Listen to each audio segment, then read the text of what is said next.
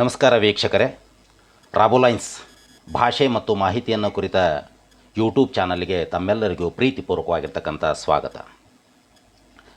ಸ್ನೇಹಿತರೆ, ಕನ್ನಡದಲ್ಲಿ ಬಳಕೆ ಇರುವ ಆದರೆ ಹೆಚ್ಚು ಪರಿಚಯ ಇಲ್ಲದೇ ಇರತಕ್ಕಂಥ ಅಪರಿಚಿತ ಅಲಂಕಾರಗಳನ್ನು ಪರಿಚಯಿಸುವ ವಿಡಿಯೋ ಸರಣಿ ಕಾರ್ಯಕ್ರಮ ಕಂಡು ಕಾಣದಂಥ ಚೆಲುವು.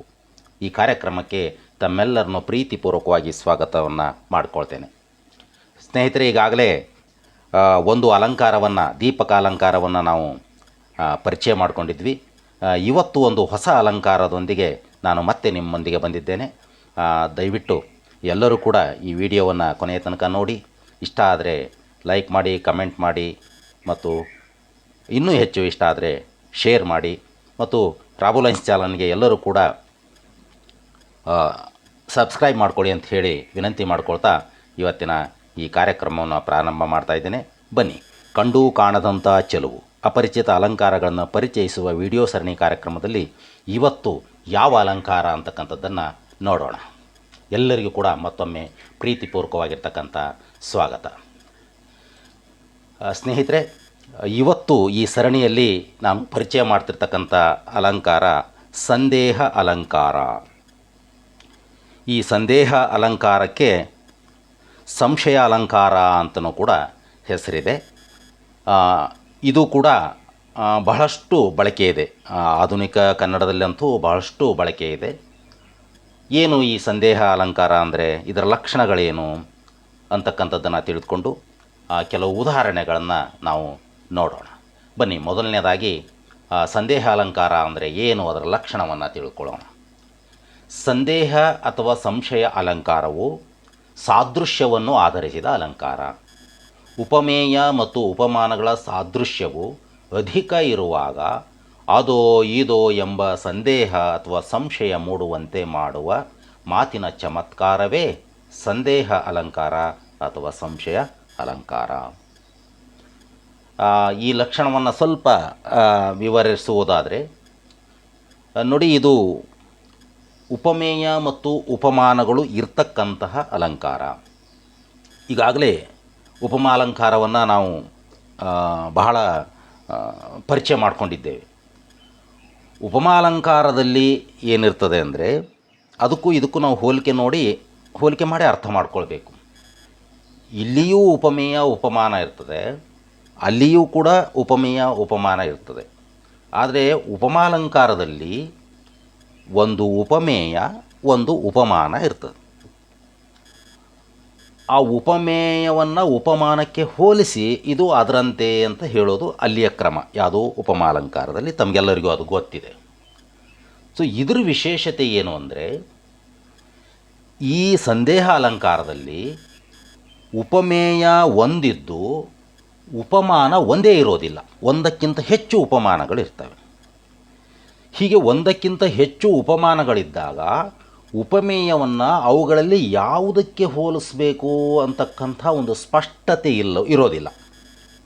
ಉಪಮೇಯವನ್ನು ಒಂದಕ್ಕಿಂತ ಹೆಚ್ಚು ಇರುವ ಉಪಮಾನಗಳಲ್ಲಿ ಯಾವುದಕ್ಕೆ ಹೋಲಿಸಬೇಕು ಅಂತಕ್ಕಂಥ ಸ್ಪಷ್ಟತೆ ಇಲ್ಲದೆ, ಗೊಂದಲ ಇದ್ದರೆ, ಅಸ್ಪಷ್ಟತೆ ಇದ್ದರೆ, ಸಂದೇಹ ಇದ್ದರೆ, ಸಂಶಯ ಇದ್ದರೆ, ಆ ರೀತಿ ಮಾತಿನ ಚಮತ್ಕಾರ ಉಂಟಾಗಿದ್ದರೆ ಅದಕ್ಕೆ ಸಂದೇಹ ಅಲಂಕಾರ ಅಥವಾ ಸಂಶಯ ಅಲಂಕಾರ ಅಂಥೇಳಿ ನಾವು ಕರಿತೇವೆ.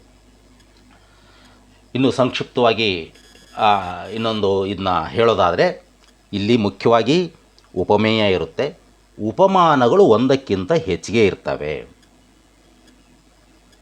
ಆ ಉಪಮೇಯಕ್ಕೂ ಮತ್ತು ಉಪಮಾನಕ್ಕೂ ಸಾದೃಶ್ಯ, ಹೋಲಿಕೆ ಅತ್ಯಂತ ಹೆಚ್ಚಿಗೆ ಇರೋದರಿಂದ ಯಾವ ಉಪಮಾನಕ್ಕೆ ಹೋಲಿಸಬೇಕು ಅಂತಕ್ಕಂಥ ವಿಷಯದಲ್ಲಿ ಗೊಂದಲ ಇರ್ತದೆ, ಸ್ಪಷ್ಟತೆ ಇರೋದಿಲ್ಲ. ಆ ರೀತಿ ಮಾತಿನ ಚಮತ್ಕಾರ ಆದರೆ ಅದಕ್ಕೆ ನಾವು ಸಂದೇಹ ಅಥವಾ ಸಂಶಯ ಅಲಂಕಾರ ಅಂಥೇಳಿ ಕರಿತೇವೆ. ಉದಾಹರಣೆಯನ್ನು ನೋಡುವಾಗ ಇದು ಇನ್ನು ಹೆಚ್ಚು ಒಂದು ಕ್ಲಾರಿಟಿ ಬರ್ತದೆ ಅಂತ ಅಂದ್ಕೊಂಡಿದ್ದೀನಿ. ಬನ್ನಿ ನೋಡೋಣ ಉದಾಹರಣೆಯನ್ನು. ನೋಡಿ, ಉದಾಹರಣೆ ಒಂದು, ಇಲ್ಲೊಂದು ಕವಿತೆ ಇದೆ ನೋಡಿ. ಕೂದಲಿಲ್ಲದ ಬೋಳು ತೆಲೆಯದು ಹೊಳೆಯುವ ತಾಮ್ರದ ಚಂಬೋ, ಉರುಳುವ ಕಲ್ಲಿನ ಗುಂಡೋ, ಕೈ ಇಟ್ಟರೆ ಜಾರುವ ನುಡುಪಿನ ಮಕಮಲ್ಲಿನ ಬಟ್ಟೆಯ ಚೆಂಡು. ಒಂದು ಕವಿತೆಯ ಸಾಲುಗಳು. ಇನ್ನೊಂದು ಸರಿ ನೋಡಿ.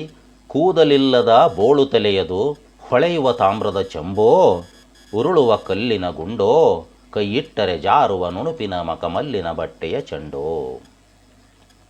ಬಹಳ ಸರಳ ಇದೆ ಕವಿತೆ, ಗೊತ್ತಾಗ್ತದೆ ಇಲ್ಲಿ ಯಾವುದು ಉಪಮೇಯ, ಉಪಮಾನಗಳು ಯಾವುವು ಅಂತ. ಕೂದಲಿಲ್ಲದ ಬೋಳು ತಲೆ, ಇದು ಉಪಮೇಯ.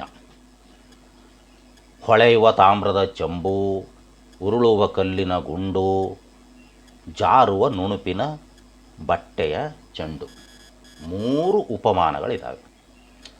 ಈ ತಲೆಯನ್ನು, ಕೂದಲು ಇಲ್ಲದೇ ಇರತಕ್ಕಂಥ ಬೋಳು ತಲೆಯನ್ನು ಹೋಲಿಸಲಿಕ್ಕೆ ಇಲ್ಲಿ ಉಪಮಾನಗಳನ್ನು ಕೊಟ್ಟಿದ್ದಾರೆ.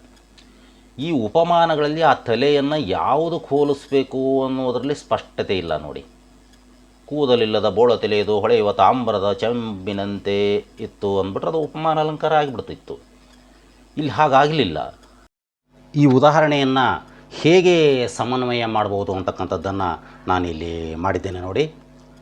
ಇಲ್ಲಿ ಕೂದಲಿನ ಬೋಳು ತಲೆ ಎನ್ನುವ ಉಪಮೇಯವನ್ನು ವಿವಿಧ ಉಪಮಾನಗಳಾದ ಹೊಳೆಯುವ ತಾಮ್ರದ ಚೊಂಬು, ಚೆಂಡು ಆಗಿದೆ, ಚೆಂಡು ಅಲ್ಲದು ಚೊಂಬು, ಹೊಳೆಯುವ ತಾಮ್ರದ ಚೆಂಬು, ಉರುಳುವ ಕಲ್ಲಿನ ಗುಂಡು, ಜಾರುವ ಮಕಮಲ್ಲಿನ ಚೆಂಡು, ಇವುಗಳಲ್ಲಿ ಯಾವುದಕ್ಕೆ ಹೋಲಿಸುವುದು ಎನ್ನುವಲ್ಲಿ ಗೊಂದಲ, ಸಂದೇಹ, ಸಂಶಯ ವ್ಯಕ್ತವಾಗಿರುವುದರಿಂದ ಇದು ಸಂದೇಹ ಅಥವಾ ಸಂಶಯ ಅಲಂಕಾರ ಎನಿಸಿಕೊಳ್ಳುತ್ತದೆ.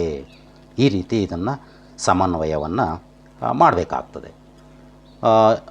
ಈ ಉದಾಹರಣೆ ಮತ್ತು ಸಮನ್ವಯ ಸ್ಪಷ್ಟವಾಯಿತು ಅಂದ್ಕೊಂಡಿದ್ದೇನೆ. ಇದನ್ನು ನಮ್ಮ ಕವಿಗಳು ಹೇಗೆ ಬಳಸಿದ್ದಾರೆ ಅಂತಕ್ಕಂಥದ್ದಕ್ಕೆ ಒಂದು ಉದಾಹರಣೆಯನ್ನು ನಾನು ಇಲ್ಲಿ ಕೊಡ್ತಾ ಇದ್ದೇನೆ ನೋಡಿ. ಹಳೆಗನ್ನಡದ ಒಂದು ಉದಾಹರಣೆ ಇದು. ಪಂಪನ ವಿಕ್ರಮಾರ್ಜುನ ವಿಜಯದಲ್ಲಿ ಪ್ರಥಮ ಆಶ್ವಾಸದಲ್ಲಿ ಇರ್ತಕ್ಕಂಥ 96ನೇ ಪದ್ಯ. ಈ ಪದ್ಯ ಹೀಗಿದೆ: ಬಾಳ ದಿನೇಶ ಬಿಂಬದ ನೆಳಲ್ ಜಲದೋಳ್ ನೆಲೆಸಿತ್ತೋ, ಮೇಣ್ ಫಣೀಂದ್ರಾಳಯದಿಂದ ಮುರ್ಚಿದ ಫಣಾಮಣಿ ಮಂಗಳ ರಶ್ಮಿಯೋ. ಈ ಪದ್ಯ ಯಾವ ಬರುತ್ತೆ ಅಂದರೆ, ಮಹಾಭಾರತದಲ್ಲಿ ಒಂದು ಘಟನೆ ಬರ್ತದೆ. ಇನ್ನೂ ಮದುವೆ ಆಗೋದಕ್ಕಂತೂ ಮೊದಲನೇ ಕುಂತಿ ದುರ್ವಾಸ ಮುನಿಗಳ ಸೇವೆಯನ್ನು ಮಾಡಿ ಸಂತಾನದ ವರವನ್ನು ಪಡ್ಕೊಂಡಿರ್ತಾಳೆ. ಕುತೂಹಲದಿಂದ ಮದುವೆಗಿಂತೂ ಮೊದಲೇ ಅವಳು ಆ ಮಂತ್ರವನ್ನು ಪರೀಕ್ಷೆ ಮಾಡಲಿಕ್ಕೆ ಹೋದಾಗ ಕರ್ಣನ ಜನನ ಆಗ್ತದೆ. ಕರ್ಣ ಹುಟ್ಟುತ್ತಾನೆ. ಅವಳಿಗೆ ಗಾಬರಿ ಆಗ್ತದೆ. ಮದುವೆ ಆಗಲಿಕ್ಕಂತೂ ಮೊದಲೇ ಇರತಕ್ಕಂಥ ಒಬ್ಬ ಕನ್ಯೆ ಕೂಸನ್ನು ಪಡೆದಲು ಅಂತಕ್ಕಂಥ ಸಾಮಾಜಿಕ ಅಪವಾದವನ್ನು ಹೊತ್ತುಕೊಳ್ಳಲಾರದೆ ಆ ಮಗುವನ್ನು ಹೊಳೆಗೆ ಹಾಕ್ತಾಳೆ. ಅದೇ ಕರ್ಣ. ಆ ಕರ್ಣನನ್ನು ಹೊಳೆಗೆ ಹಾಕಿದಾಗ ಶಿಶುವನ್ನು ಗಂಗಾದೇವಿ ಅದು ಮುಳುಗದಂತೆ ತೆರೆಗಳೆಂಬ ತನ್ನ ತೋಳುಗಳಿಂದ ಎತ್ತಿದಳು ಅಂತ ಬರ್ತದೆ ಅಲ್ಲಿ. ಹೋಗಿ ಇದು ಘಟನೆ. ಹಾಗೆ ಹೊಳೆಗೆ ಹಾಕಿ ಅವಳು ಹೋದಾಗ ಮುಂದೆ ಅವರ ಆ ಶಿಶುವನ್ನು ಸಾಕ್ತಾರಲ್ಲ, ಸೂತಪುತ್ರ ಅಂತ ಅವನಿಗೆ ಕರೀತಾರೆ. ಸೊ ಆತ ವ್ಯಕ್ತಿ, ಆ ಹೊಳೆಯಲ್ಲಿರ್ತಕ್ಕಂಥ ವ್ಯಕ್ತಿಗೆ ಆ ಮಗು ಸಿಕ್ತತಲ್ಲ, ಅವನು ಆ ಮಗು ಅವನಿಗೆ ಹೇಗೆ ಕಾಣ್ತು ಅಂತ ಹೇಳುವಾಗ ಈ ಪದ್ಯವನ್ನು ಬಳಸ್ತಾನೆ ನೋಡಿ. ಇನ್ನೊಂದು ಸರಿ: ಬಾಳ ದಿನೇಶ ಬಿಂಬದ ನೆಳಲ್ ಜಲದೋಳ್ ನೆಲೆಸಿತ್ತೋ. ಬಾಳ ದಿನೇಶ, ಬಾಲ ದಿನೇಶ, ಬಾಳ ಬಾಲ, ದಿನೇಶ ಸೂರ್ಯ. ಬಾಲ ದಿನೇಶ, ಬಾಳ ದಿನೇಶ ಅಂದರೆ ಬೆಳಗ್ಗೆ ಅದೇ ಆಗ ಹುಟ್ಟಿರ್ತಕ್ಕಂಥ ಸೂರ್ಯನಿಗೆ ಬಾಳ ದಿನೇಶ ಅಂತೇಳಿ ಕರೀತಾರೆ. ಅದೇ ಆಗ ಹುಟ್ಟಿದಂಥ ಬೆಳಗಿನ ಸೂರ್ಯ ಬಿಂಬದ ನೆಳಲು ಬಿದ್ದಿದೆಯೇನೋ ಅನ್ನೋ ರೀತಿಯಲ್ಲಿ ಆ ಕೂಸು ಕಾಣ್ತಾ ಇತ್ತು ಅಂತ ಒಂದು ಉಪಮಾನ ಕೊಟ್ಟಿದ್ದಾರೆ. ಇನ್ನೊಂದು ಪಂಪ ಏನು ಕೊಡ್ತಾನೆ ಅಂದರೆ, ಫಣೀಂದ್ರಾಳಯದಿಂದ ಮುರ್ಚಿದ ಫಣಾಮಣಿ ಮಂಗಳ ರಶ್ಮಿಯೋ. ನಾಗಲೋಕದಿಂದ ಬರ್ತಕ್ಕಂತಹ ನಾಗರ ಹಾವಿನ ಹೆಡೆಯಲ್ಲಿರ್ತಕ್ಕಂಥ ಮಣಿ, ಅದರ ಒಂದು ರಶ್ಮಿ, ಅದರ ಕಿರಣ, ಏನು ಹೊಳೆಯುವ ಕಿರಣ ಇರ್ತದಲ್ಲ, ಹಾಗೆ ಇತ್ತೋ. ಅಲ್ಲೊಂದು ಉಪಮಾನವನ್ನು ಕೊಡ್ತಾನೆ. ಈ 2 ಉಪಮಾನಗಳಲ್ಲಿ ಮಗು ಹೇಗಿತ್ತು ಅನ್ನೋದರಲ್ಲಿ ಸ್ಪಷ್ಟವಾಗಿ ನಿರ್ಧಾರ ಮಾಡಿ ಹೇಳಲಿಕ್ಕೆ ಕವಿಗೆ ಆಗಿಲ್ಲ. ಅಂದರೆ ಮಗು, ಶಿಶು ಅಂತಕ್ಕಂಥ ಆ ಶಿಶು ಉಪಮೇಯ. ಉಪಮಾನ ಯಾವುದು? ಬಾಳ ದಿನೇಶದ ಬಿಂಬ ಮತ್ತು ಫಣಾಮಣಿ ಮಂಗಳ ರಶ್ಮಿ. ಈ 2 ಉಪಮಾನಗಳಲ್ಲಿ ಯಾವುದು ಅಂತ ಸ್ಪಷ್ಟವಾಗಿ ಹೋಲಿಸದೆ ಅದನ್ನು ಗೊಂದಲದಲ್ಲಿ ಇಟ್ಟಿದ್ದಾನೆ, ಅದನ್ನು ಸಂಶಯದಲ್ಲಿ ಇಟ್ಟಿದ್ದಾನೆ, ಅದನ್ನು ಸಂದೇಹದಲ್ಲಿ ಇಟ್ಟಿದ್ದಾನೆ ಪಂಪ. ಹಾಗಾಗಿ ಇದು ಸಂದೇಹ ಅಲಂಕಾರಕ್ಕೆ ಒಂದು ಉದಾಹರಣೆಯಾಗಿ ಆಗ್ತದೆ. ಈ ಸಂದೇಹ ಅಲಂಕಾರಕ್ಕೆ ಇನ್ನೊಂದು ಉದಾಹರಣೆ ನೋಡೋಣ ಬನ್ನಿ.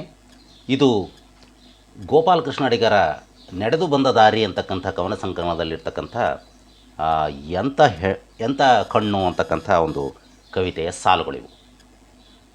ಸಾಲುಗಳನ್ನು ನೋಡಿ ಹೀಗಿದ್ದಾವೆ.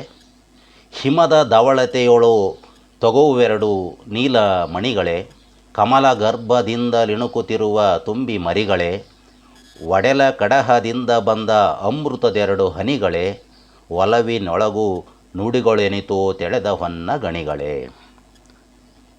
ಭಾಳಷ್ಟು ಈ ಅಡಿಗರ ಪದ್ಯ ಇರೋದು ಹೀಗೆ. ಓದಲಿಕ್ಕೂ ಕೂಡ ಸ್ವಲ್ಪ ಕಠಿಣ ಅನ್ನಿಸ್ತೋ ರೀತಿಯಲ್ಲೇ ಇರ್ತದೆ. ಇದು ಏನು ವಿಶೇಷ ಈ ಪದ್ಯದಲ್ಲಿ ಇದೆ ಅಂದರೆ, ಒಬ್ಬ ಪ್ರಿಯತಮ ತನ್ನ ಪ್ರಿಯತಮೆಯ ಕಣ್ಣುಗಳನ್ನು, ಅಲ್ಲಿ ಕಣ್ಣು ಇಲ್ಲಿ ಅದು ಹಿಂದಿನ ಸಾಲಿನಲ್ಲಿ ಇದೆ, ಅವಳ ಕಣ್ಣುಗಳನ್ನು ಇಲ್ಲಿ ಬೇರೆ ಬೇರೆ ಉಪಮಾನಗಳಿಗೆ ಹೋಲಿಸಿದ್ದಾನೆ ನೋಡಿ. ಹಿಮದ ಧವಳತೆಯೊಳು ತೊಳಗುವೆರಡು ನೀಲಮಣಿಗಳೇ, ಕಮಲಗರ್ಭದಿಂದಲಿಣುಕುತ್ತಿರುವ ತುಂಬಿ ಮರಿಗಳೇ, ಒಡೆಲ ಕಡಹದಿಂದ ಬಂದ ಅಮೃತದೆರಡು ಹನಿಗಳೇ, ಒಲವಿನೊಳಗು ನುಡಿಗಳೇನಿತೋ ತೆಳೆದ ಹೊನ್ನ ಗಣಿಗಳೇ. ಅಂದರೆ ಆಕೆಯ ಕಣ್ಣುಗಳು, ಅದು ಉಪಮೇಯ. ಉಪಮಾನಗಳ್ಯಾವು? ನೀಲಮಣಿಗಳು, ತುಂಬಿ ಮರಿಗಳು, ಅಮೃತದೆರಡು ಹನಿಗಳು, ಹೊನ್ನ ಗಣಿಗಳು. ಅಂದರೆ 4 ಇಲ್ಲಿ ಉಪಮಾನಗಳಿವೆ. ಆಕೆಯ ಕಣ್ಣುಗಳನ್ನು ಹೋಲಿಸುವಾಗ ಅದನ್ನು ನೀಲಮಣಿಗಳಿಗೂ ಹೋಲಿಸ್ಬೇಕೋ, ತುಂಬಿಯ ಮರಿಗಳಿಗೆ ಹೋಲಿಸ್ಬೇಕೋ, ಅಮೃತದ 2 ಹನಿಗಳಿಗೆ ಹೋಲಿಸ್ಬೇಕೋ, ಹೊನ್ನ ಗಣಿಗಳಿಗೆ ಹೋಲಿಸ್ಬೇಕೋ ಅನ್ನುವಲ್ಲಿ ಸ್ಪಷ್ಟತೆ ಇಲ್ಲ, ಸಂದೇಹ ಇದೆ, ಸಂಶಯ ಇದೆ. ಆದ್ದರಿಂದ ಈ ರೀತಿ ಒಂದು ಉಪಮೇಯಕ್ಕೆ ಒಂದಕ್ಕಿಂತ ಹೆಚ್ಚು ಉಪಮಾನಗಳನ್ನು ಹೊಂದಿದ್ದು ಯಾವುದಕ್ಕೆ ಹೋಲಿಸುವುದು ಎಂಬ ಸ್ಪಷ್ಟತೆ ಇಲ್ಲದೆ ಗೊಂದಲ ಇರುವುದರಿಂದ ಇದು ಸಂದೇಹ ಅಲಂಕಾರ. ಈ 3 ಉದಾಹರಣೆಗಳ ಮೂಲಕ ಈ ಸಂದೇಹ ಅಲಂಕಾರ ಅಥವಾ ಸಂಶಯ ಅಲಂಕಾರ ಅಂದರೆ ಏನು ಅಂತಕ್ಕಂಥ ಒಂದು ಸ್ಪಷ್ಟ ಚಿತ್ರಣ ತಮ್ಮೆಲ್ಲರಿಗೂ ಬಂದಿದೆ ಅಂಥೇಳಿ ಅಂದ್ಕೊಳ್ತೇನೆ. ಈ ಸಂದೇಹ ಅಲಂಕಾರದ ನಂತರ ಇನ್ನೊಂದು ಅಲಂಕಾರದೊಂದಿಗೆ ನಾನು ನಿಮ್ಮನ್ನು ಭೇಟಿ ಮಾಡ್ತೇನೆ. ಈ ಅಲಂಕಾರವನ್ನು ತಿಳ್ಕೊಳ್ಳಿಕ್ಕೆ ಇದುವರೆಗೂ ನನ್ನೊಂದಿಗೆ ಈ ವಿಡಿಯೋದಲ್ಲಿ ನನ್ನೊಂದಿಗಿದ್ದಂಥ ನಿಮ್ಮೆಲ್ಲರಿಗೂ ಕೂಡ ಈ ವಿಡಿಯೋನ ವೀಕ್ಷಿಸಿದ್ದಕ್ಕಾಗಿ ತುಂಬ ಹೃದಯದ ಧನ್ಯವಾದಗಳು. ಮತ್ತೊಮ್ಮೆ ಇನ್ನೊಂದು ಹೊಸ ವಿಡಿಯೋದೊಂದಿಗೆ ಕಂಡೂ ಕಾಣದಂಥ ಚೆಲುವು ಈ ಕಾರ್ಯಕ್ರಮದಲ್ಲಿ ಭೇಟಿ ಮಾಡ್ತೇನೆ. ಎಲ್ಲರಿಗೂ ಕೂಡ ಪ್ರೀತಿಪೂರ್ವಕವಾಗಿರ್ತಕ್ಕಂಥ ಧನ್ಯವಾದಗಳು. ನಮಸ್ಕಾರ.